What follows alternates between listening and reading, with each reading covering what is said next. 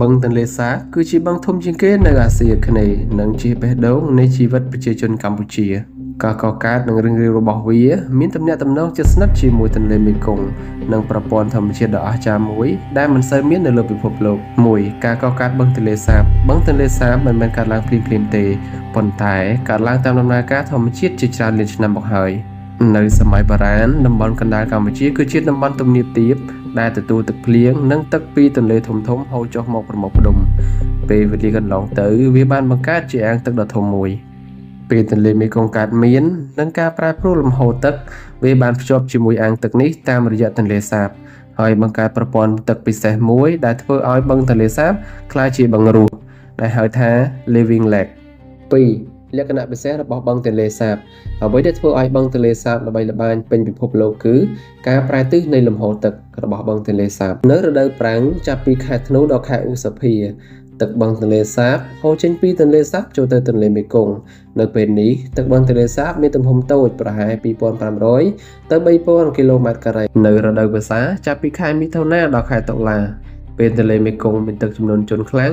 និងហូរត្រឡប់ពីទន្លេមេគង្គចូលមកបឹងទន្លេសាបវិញនេះហៅថាបាតុភូតទឹកហូរត្រឡប់ដែលកើតឡើងកម្រណាស់នៅលើពិភពលោកទំហំរហូតដល់10,000 ទៅ 15,000 គីឡូម៉ែត្រការ៉េហើយកម្ពស់ទឹកអាចកើនឡើងទៅដល់8 ទៅ 10 ម៉ែត្រសួស្តីសូមស្វាគមន៍មកកាន់ Channel របស់ពួកយើងថ្ងៃនេះពួកយើងនឹងនាំអ្នកទៅស្គាល់ពីអាថ៌កំបាំងមួយអំពីកំណប់ដែលខប់នៅក្រោមទឹកនៃបឹងទន្លេសាបក្រោមទីទឹកស្ងប់ស្ងាត់មានពិភពមួយកំពុងដកដង្ហើមនិងជីវិតកំពុងរវល់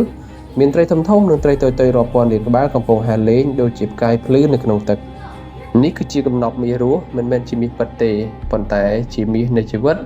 ដែលផ្គត់ផ្គង់អាហារនិងជីវិតដល់ប្រជាជនខ្មែររាប់លាននាក់ទន្លេសាបកាត់ឡើងពីអាងទឹកធម្មជាតិដែលទទួលទឹកពីទន្លេមេគង្គនិងទឹកភ្លៀងតំបន់នេះគឺជាវាលទំនាបធម្មជាតិដែលលំហូរទឹកហូរប្រមូលផ្ដុំក្លាយជាបឹងធំនៅសម័យបុរាណប្រជាជនខ្មែររស់នៅជុំវិញបឹងនេះតាមស្រូវលើវាលទំនាបនេសាទនិងអាស្រ័យផលនៅលើទឹកសម្រាប់ជីវិតប្រចាំថ្ងៃបឹងទន្លេសាបក៏បានផ្លាស់ប្ដូរតាមរដូវទឹកផងដែរនៅរដូវប្រាំងបឹងមានទំហំតូចនិងស្ងប់ស្ងាត់ហើយរដូវវស្សាបឹងមានទំហំធំនិងទឹកជ្រៅដែលទឹកហូរត្រឡប់ពីទន្លេមេគង្គមកវិញការផ្លាស់ប្ដូរទឹកនេះគឺជា phenomenon មួយដែលមានតែបឹងទន្លេសាបនិង Four Flash នៅលើពិភពលោកវាជាការបង្ហាញពីអាថ៌កំបាំងធម្មជាតិដែលគេហៅថាប្រលឹងទឹកនៅរដូវប្រាំងបឹងទន្លេសាបមានទំហំតូចហើយស្ងប់ស្ងាត់ទឹករៀងរាក់ប៉ុន្តែអាថ៌កំបាំងនៅក្រោមទឹកហាក់ដូចជាមានជីវិតសត្វនិងត្រីរាប់លានក្បាលកំពុងតែហែលលេងជាមួយគ្នាអ្នកអាចមើលឃើញនៃព្រលឹងនៃបឹងទន្លេសាបកំពុងរស់នៅព្រៃលិចទឹកនិងវាលស្រែបានកំពុងលេងរវាងឡើងកំពុងចិញ្ចឹមជីវិតប្រជាជនខ្មែរមួយផ្នែកទៀតកំណប់មាសរស់នេះនៅក្នុងទឹកនេះគឺជាកំណប់ធម្មជាតិដែលបានផ្គត់ផ្គង់ដល់មនុស្សនិងសត្វទាំងអស់រដូវប្រាំងគឺជាពេលវេលាដែលប្រជាជនខ្មែរអាចប្រមូលត្រីបានយ៉ាងងាយស្រួលវាជាពេលដែលបឹងត្រៀមខ្លួនសម្រាប់ការផ្លាស់ប្ដូរទឹកដ៏អស្ចារ្យនៅវស្សាទឹកចាប់ផ្ដើមហូរត្រឡប់ពីទន្លេមេគង្គចូលបឹងទន្លេសាបវិញបឹងចាប់ផ្ដើមរីកមាឌធំឡើងដល់ប្រហែល 4 ទៅ 5 ដងនៅទំហំរដូវប្រាំងដូចជាការបើកទ្វារអាថ៌កំបាំងប្រលឹងទឹកកំពុងរីករាយនិងត្រីរាប់សែនលានក្បាលកំពុងហែលលេងនៅក្នុងទឹកជ្រៅអ្នកអាចឃើញត្រីធំៗដូចជាអណ្ដែងរាជកំពុងស្វែងរកអាហារនិងការពារអាណាចក្រក្រោមទឹករបស់វារដូវវស្សាគឺជាពេលដែលកំណប់ជីវិតត្រូវបានបើកចំហដើម្បីផ្គត់ផ្គង់ជីវិតនិងសេចក្តីសង្ឃឹមឲ្យប្រជាជនខ្មែរ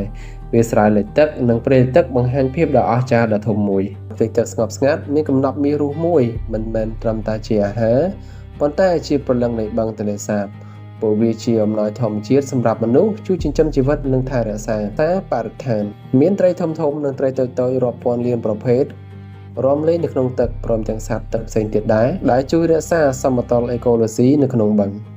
ត្រីធំៗដូចជាអណ្ដែងរាជត្រីពស់ត្រីរ៉ស់ជារូបសញ្ញានៃអាណាចក្រទឹកដែលមានជីវិតនិងអាថ៌កំបាំងត្រីតូចៗរាប់ពាន់លានក្បាលភ្លឺថ្លាដូចជាផ្កាយរះនៅក្នុងទឹកបង្កើតពិភពលោកមួយដែលគេហៅថាអាណាចក្រទឹក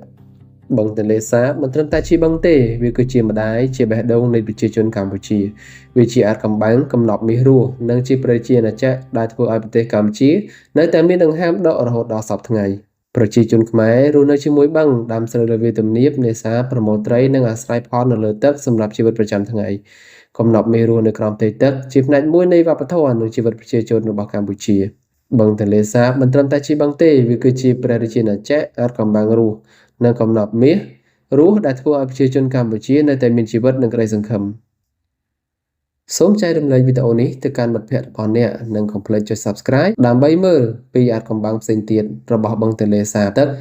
ត្រីកំណប់មាសរស់នៅក្នុងបឹងទន្លេសាបនិងបន្តចិញ្ចឹមជីវិតប្រជាជនខ្មែរជានិច្ចជួបគ្នានៅវីដេអូក្រោយសូមអរគុណ